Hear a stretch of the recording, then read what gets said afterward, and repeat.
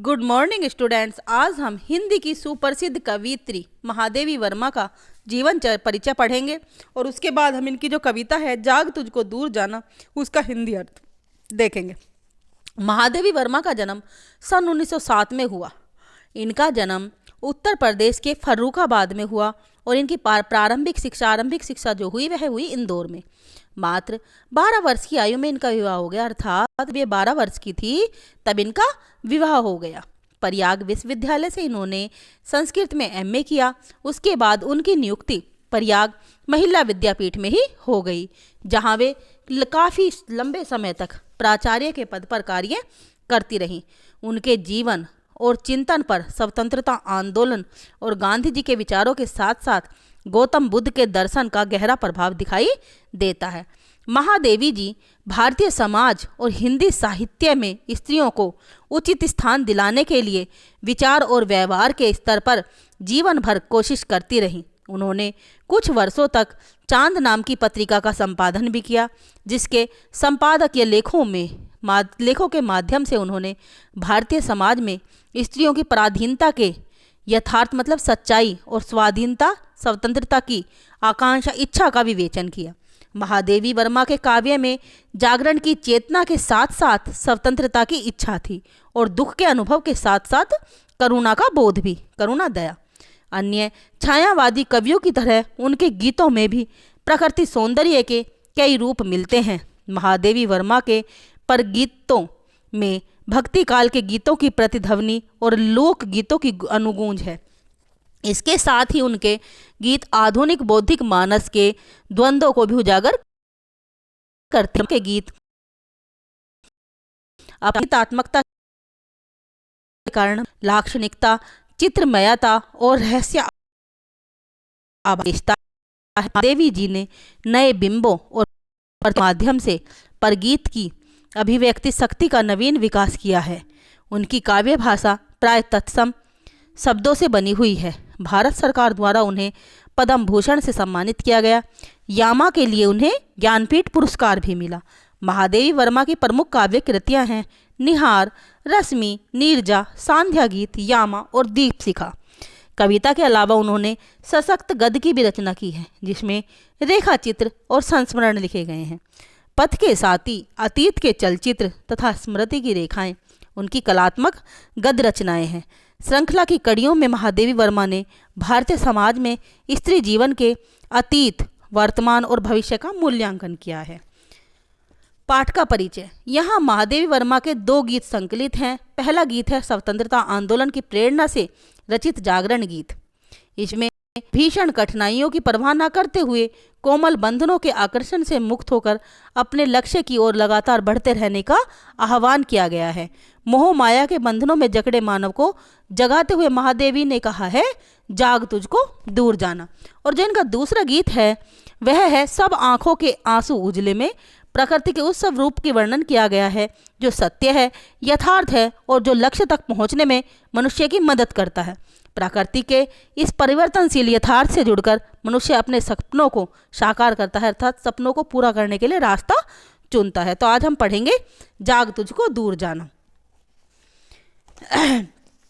चिर सजग आंखें उनींदी, आज कैसा व्यस्त बना जाग तुझको दूर जाना। कवित्री ने कहा है चिर सदा रहने वाले, सजग सचेत सावधान। हे मनुष्य, तू सदा से सचेत रहने वाला है, परंतु आज तू कैसा अस्त व्यस्त हो गया है। आज तू जाग जा। क्यों? क्योंकि तुझे बहुत दूर जाना है। तेरी मंजिल अभी यहीं पर नहीं है। तुझे तेरी मंजिल की प्राप्ति नहीं हुई, अर्थात तुझे स्वतंत्रता प्राप्त नहीं हुई है। और स्वतंत्रता प्राप्ति के लिए तुझे निरंतर जागना पड़ेगा, निरंतर कोशिश करनी पड़ेगी। इसलिए तू अपनी निद्रा को त्याग और जाग जा। अचल हिमगिरी के हृदय में आज चाहे कंप होले, या प्रलय के आंसुओं में मौन अलसित व्योम रोले। अचल, अचल मतलब पर्वत, पहाड़, हिमगिरी बर्फ का, प्रलय तूफान। इसमें कहा कि इस कठिन में मार्ग में चलने के लिए चाहे तेरे रास्ते में कितने ही हिमालय पर मतलब पहाड़ आ जाएं ऊंचे ऊंचे, चाहे तेरे हृदय में उसके लिए कंपन ही क्यों ना आ जाए, तेरा हृदय अपने क्यों ना लगे, लेकिन तुझे इस पर्वत को पार करना ही होगा।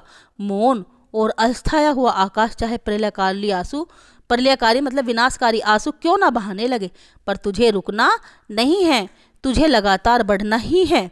आज पी आलोक को डोले, तिमिर की घोर छाया, जाग कर विद्युत शाखाओं में निठिर तूफान बोले, पर तुझे है नाश पथ पर चिन्ह अपने छोड़ आना, जाग तुझको दूर जाना। इसमें कहा है कवित्री ने कि चाहे पर्वत ही क्यों न चलायमान हो जाए, मौन और अलसाया हुआ आकाश चाहे प्रलयंकाली आंसू क्यों ना बहाने लगे, पर तुझे रुकना नहीं है, तुझे लगातार बढ़ते जाना है। चाहे अंधकार कितना ही गहरा हो और चाहे बिजली कितनी ही, चाहे तेरे रास्ते में तूफान क्यों ना आ जाए, परंतु तुझे अपने बलिदान देकर अपने अमिट निशान छोड़ने ही होंगे। अर्थात हे मनुष्य, तुझे रुकना नहीं है। जब तक तुझे तेरी मंजिल ना मिल जाए तब तक तुझे रुकना नहीं है। बांध लेंगे क्या तुझे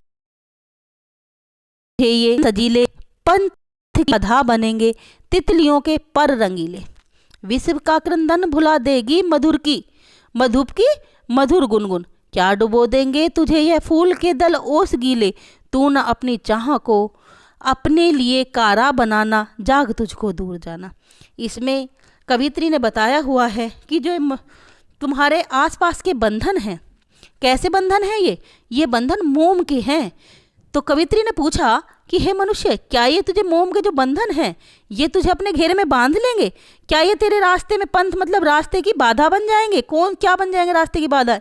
जो ये तितलियों के पर रंगीले हैं, अर्थात जो ये जो संसार का आकर्षण है, जो संसार की कृत्रिमता है, या युवतियों और भौतिक आकर्षण तेरे मार्ग को रोक लेंगे? आगे क्या डुबा देंगे तुझे, विश्व का क्रंदन भुला देंगे, मधुप की मधुर किनकिन, मधुप कहते हैं भंवरे को, और मधुर मीठी गुनगुन आवाज। क्या ये जो भंवरे की मधुर आवाज है तेरे इस क्रंदन को, इस दुख को भुला देंगी? अर्थात कभी भी नहीं। आगे क्या डुबो देंगे यह तुझे यह फूल के दल ओसगल, और क्या तुम्हें ये फूल की जो पंखुड़ी पर पड़ी हुई ओस के समान दुख और आर्द्रता है ये डुबो देंगे? भाव यह है कि यदि तू दृढ़ संकल्प पक्का मन कर लेगा तो संसार के सब आकर्षण रखे ही रह जाएंगे। अर्थात तू अपने लक्ष्य को पाने के लिए अपनी परछाई को अपना बंधन मत बना लेना। क्यों?